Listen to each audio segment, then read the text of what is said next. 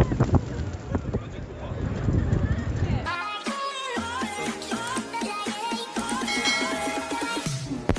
guys, nandito na naman ako sa airport and yes, kakalagpas ko lang sa immigration. So for this trip, sobrang daming tanong ng immigration sa akin. Parang gusto niya itanong yung buong buhay ko. Pero okay lang naman. So yung mga first time na magta-travel, ready nyo na yung Q&A. My flight will be going to Abu Dhabi. I will be traveling for 9 hours. 9 freaking hours. I'll see you in Abu Dhabi. One eternity later.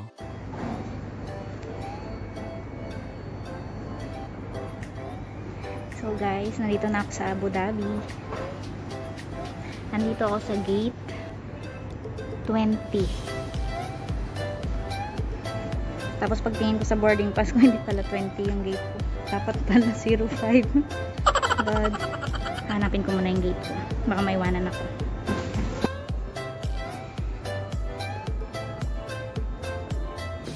So ang gulo lang guys, yung boarding pass ko nakalagay 5. Tapos sabi sa transfer desk, ang gate ko ay 45. Meron pa naman akong 4 hours. Malayo na ng nilakad ko. Wala pa rin ako sa gate 45. Gosh. Gate 05 daw eh. Nilagay sa boarding pass 05. Tapos yung gate ko pala is 45. Ang layo. Parang 1 milya. I'm already in the plane going to Amsterdam. And I'll be traveling for another 7 hours going to Amsterdam. At sana guys, wala akong katabi para makatulog ako dito sa mga upuan. See, malapit na mag-close ang cabin. Wala pang dumadating. Hello guys, I finally got here in Amsterdam. So I may add guys, yung train na yan yung nakyan ko galing airport. So dahil tanga ako, sumakay ako ng train na hindi ako bumili ng ticket.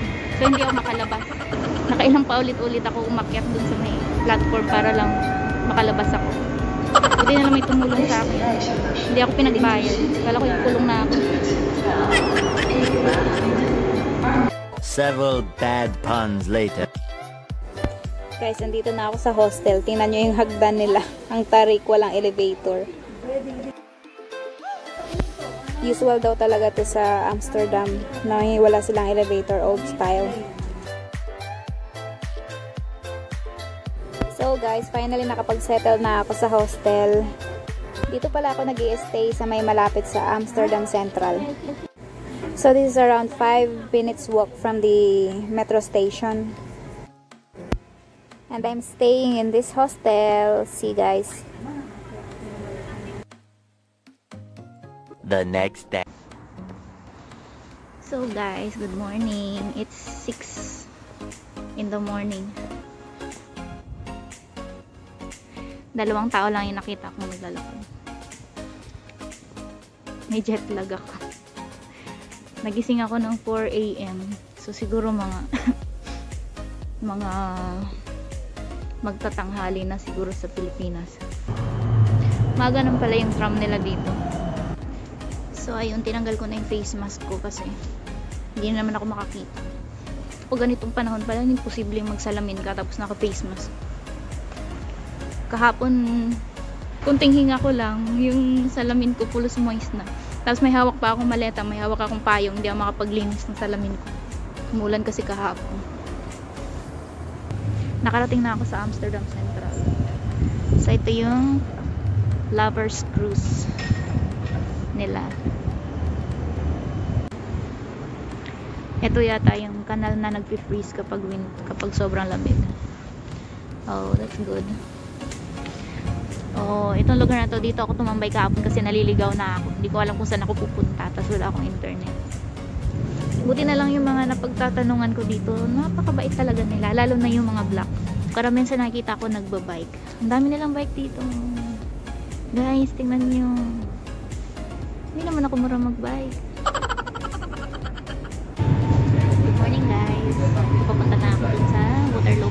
Ito ako sa tram.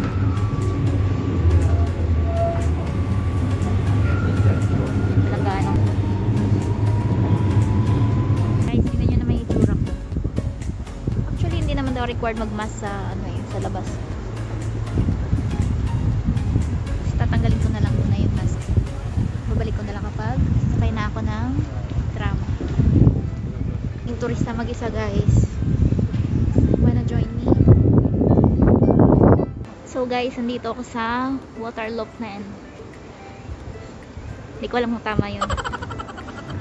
Ito ata yung nilalabas nila sa mga picture. Ayun yung bridge. Parang nakikita ko yan sa palabas. So, ang sadya ko talaga dito is yung market. Pero mukhang naliligaw na naman ako. So, hayaan mo na.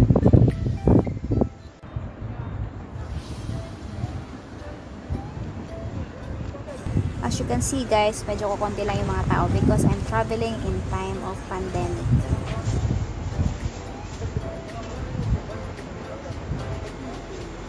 Ayaw tumayo nung ko tripod kasi mahangin. Dilit pa rin siya kaya hindi ako makapag-picture. Ay! Ano yung kamay ko? Ano naman yung kamay ko? Misa ko na ako. See? Ang ganda. Kasi wala magpipicture sa akin.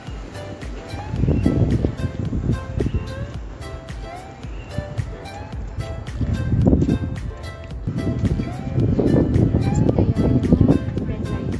Red light district. Marami naman palang ano dito. Maraming tubig. Halos makikita ko plus tubig. Wait lang, para malayo na yung nilakaran ko.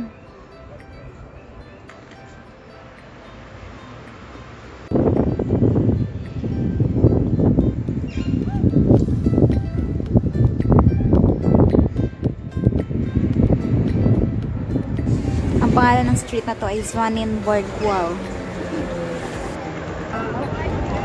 At ito naman ang Dam Square. Walking distance lang siya from my hostel. Malapit lang din siya sa Amsterdam Central.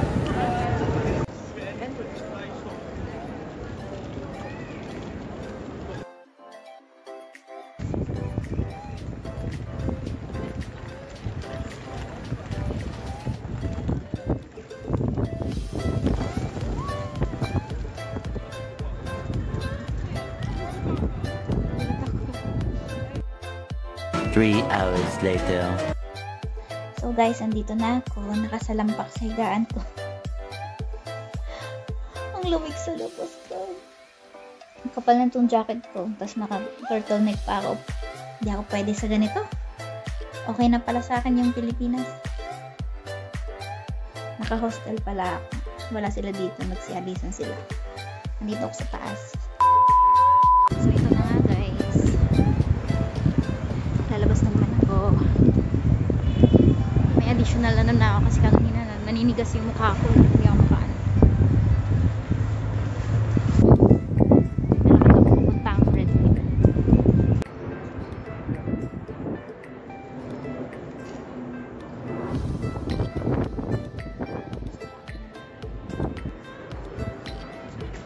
So, dito ako sa tinatawag nilang red light. Guard pala dito.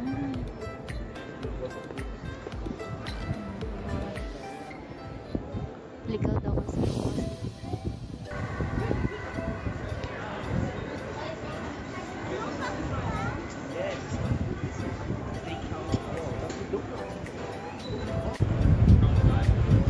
Grabe guys. Duman ako dun sa mga bintana na may mga babae naka-brand panty lang kasi sexy pa rin. Kaya walang daming lalaki dito. Halos kada pintuan may mga nakatayo na babae. Sex. It's sexy. We are now in red light. You can try to see.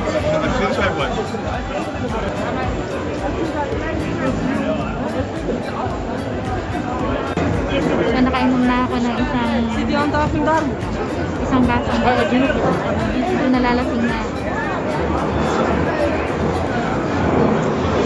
Day 3. Good morning guys. So kaka-check out ko lang. Iniwan ko yung luggage dun sa storage room nila. Balikan ko mamaya. So, kagabi, kukwento ko kung ano nangyari kagabi. Nalasing ako. Umuwi ako mag-isa. Yung mga kasama ko, iniwanan ko doon kasi nagiinom pa sila. So, umuulan. Tapos lasing ako, tapos naligaw pa. Pagdating ko, plakta na ako kaagad. Hindi ako nakapaghapunan. Ganun talaga. So, mamaya, alas 4 yung trip ko papuntang Brussels. See you. So guys, bumili ako ng train ticket papunta dun sa bus station. Tapos naiwan ako ng ticket ng train.